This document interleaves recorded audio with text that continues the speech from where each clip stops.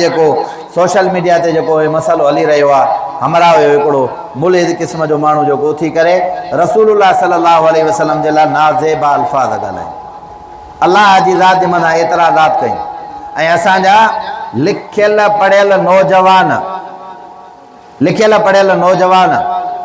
उहे इन शइ जे कढ लॻी पिया आहिनि। मुंहिंजा भाउ जेकॾहिं इन माण्हू रसूलुल्लाह सल्लल्लाहु अलैहि वसल्लम जी नाफ़रमानी कई आहे, जेकॾहिं इन माण्हू पैगम्बर सल्लल्लाहु अलैहि वसल्लम जे लाइ अल्लाह ताला राम फरमाए जेके असां बर्दाश्त बि नथा करे सघूं अल्फाज़ चया आहिनि, तूं उनजी हिमायत में उथी वहीं त तुंहिंजो ईमान बचंदो। मूंखे इहा ॻाल्हि ॿुधाए, जेको पैगम्बर जी नाफ़रमानी करे तूं उनजी हिमायत जे लाइ उथे त तुंहिंजो ईमान बचंदो। तूं पंहिंजे ईमान जी ख़ैर मनाए।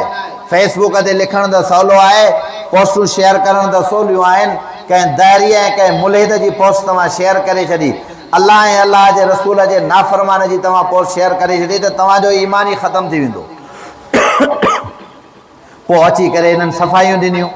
हाणे जेको उमरकोट में वाक़ियो थियो आहे, हिकिड़ो हमराह आहे शाहनवाज़ कुंबर जे नाले सां, जंहिं महिल हुन अची करे गुस्ताखी कई, सॼी दुनिया जा माण्हू अची करे गॾु थिया।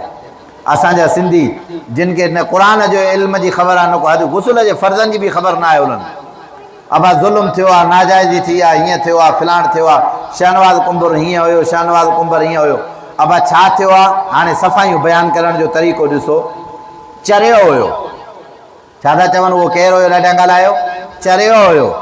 बाबा चरियो हुयो त कंहिं क़ौम जे अॻुवाण खे न ॻाल्हाई भला, कंहिं सरदार खे न पियो ॻाल्हाए भला, पाकिस्तान जे वज़ीर आज़म ऐं वज़ीर आला खे न पियो ॻाल्हाए भला, पाकिस्तान जे सदर खे न पियो ॻाल्हाए भला, हेॾा दुनिया जे अंदरि माण्हू हुया उन्हनि खे न पियो ॻाल्हाए। चरियो अची रसूलुल्लाह सल्लल्लाहु अलैहि वसल्लम जी ज़ात लाइ बणियो आहे। पैगम्बर सल्लल्लाहु अलैहि वसल्लम जी शान अक़दस जे मथां, ईसाइनि जे कंहिं चर्च जे मथां न ॻाल्हाई, हिंदुनि जे ख़िलाफ़ु न ॻाल्हाई, ॿिए कंहिं मसलक ऐं मज़हब ते न ॻाल्हाई, ॿिए कंहिं माण्हू जे लाइ न ॻाल्हाई।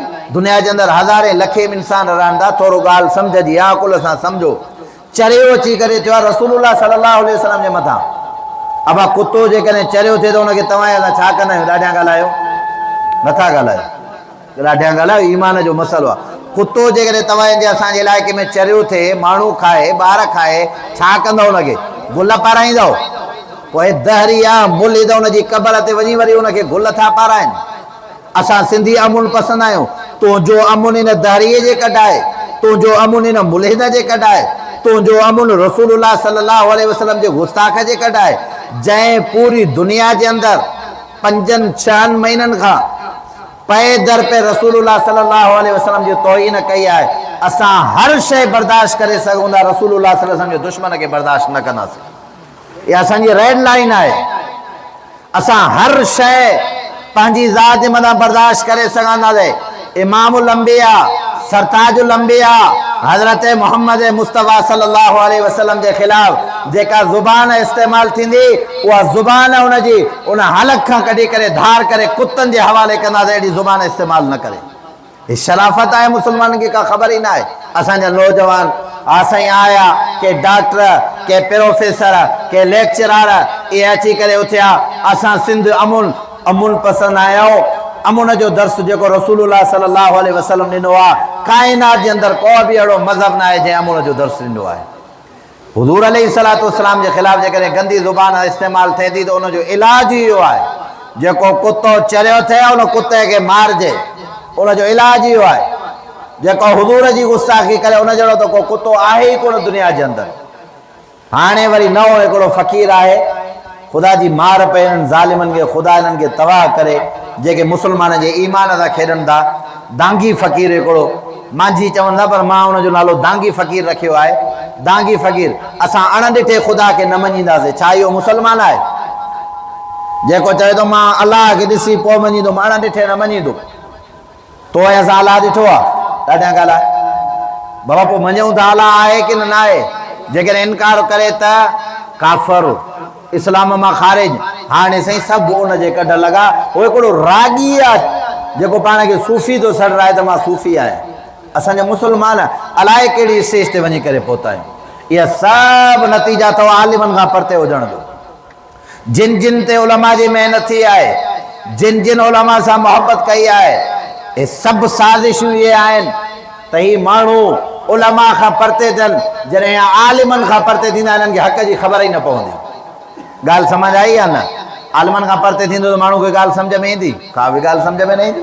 उलमा खां परते थियनि, मस्जिदुनि खां। हाणे अची छा नारो? बाबा इहे मुला इंतिहा पसंदि आहिनि, हे मुला दहशतगर्द आहिनि, हे मुलनि हीअं कयो आहे, हे हीअं कयो आहे। तुंहिंजे पीउ जे ख़िलाफ़ु जेकॾहिं को ॿ लफ़्ज़ ॻाल्हाईंदो आहे, सदियुनि खां तुंहिंजी हुन सां नाराज़गी हलंदी आहे। जेको बेग़ैरत इमामुल अंबिया जे ख़िलाफ़ु ॻाल्हाए, उलमा जेकॾहिं उथी करे उनजे ख़िलाफ़ु ॻाल्हाइनि त पोइ मुला इंतिहा पसंदि, पोइ दहशतगर्द। जेकॾहिं नबी जे इज़त ऐं नामूस ते वेहणो ऐं पंहिंजो पाण खे लुटाइणो दहशतगर्दी आहे, त पोइ असांखे इहा दहशतगर्दी बि क़ाबिल क़बूल आहे। ॻाल्हि सम्झ आई की न? पोइ असांखे इहा दहशतगर्दी बि छा आहे? क़ाबिल क़बूल आहे। इन्हनि गुस्ताखनि खे, इन दहरियुनि खे लॻाम ॾियो, हे ज़मीन मुहम्मद मुस्तफ़ा जे ग़ुलामनि जी आहे। ही पाकिस्तान हुजे या पूरी दुनिया हुजे, हे हज़रत मुहम्मद मुस्तफ़ा सल्लल्लाहु अलैहि वसल्लम जे ग़ुलामनि जी ज़मीन आहे। जेसीं ताईं रसूलुल्लाह सल्लल्लाहु अलैहि वसल्लम जो हिकिड़ो ग़ुलाम बि हिन ज़मीन जे मथां आहे, तेसिताईं कंहिं गुस्ताख खे ताक़त न आहे जो सरकार दो जहां जे ख़िलाफ़ु ॻाल्हाए। उहा ज़ुबान हुनजी कढी करे ॿाहिरि उछलाए। त अर्ज़ु कयमि, इहा ज़ुबान आहे जंहिंसां इंसानु ॻाल्हाईंदो आहे। जुर्मुहु सग़ीरुन व जुर्मुहु कबीरुन। जसामत जे एतबार सां नंढी आहे, पर हिन जो जुर्म इलाही वॾो आहे।